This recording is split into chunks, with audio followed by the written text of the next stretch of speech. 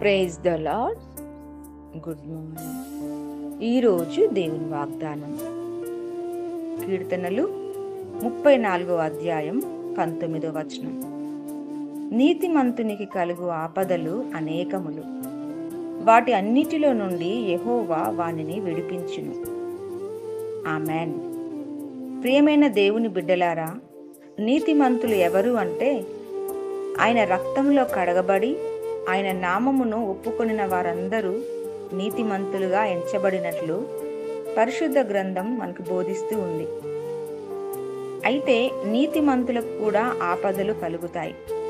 మేము ప్రార్థిస్తూ ఉన్నాము, మందిరానికి వెళ్తూ ఉన్నాము, వాక్యానుసారంగా జీవిస్తూ ఉన్నాము కాబట్టి మాకు శ్రమలు రావు, ఇబ్బందులు రావు అనుకుంటూ ఉంటారు చాలామంది.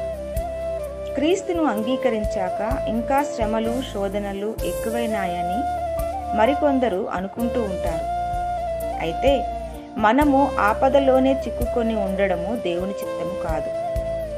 కానీ వాటన్నిటిలో నుండి యెహోవా వానిని విడిపించును. కొన్నిటి నుండి విడిపించి కొన్నిటిని విడిచిపెట్టే దేవుడు కాదు. ప్రతి విషయములో నీకు కలిగిన ఆపదలలో, శోధనలో నుండి సంపూర్ణంగా విడిపించి నిన్ను ఆశీర్వదించునుగాక. ఆమెన్. ఆమెన్.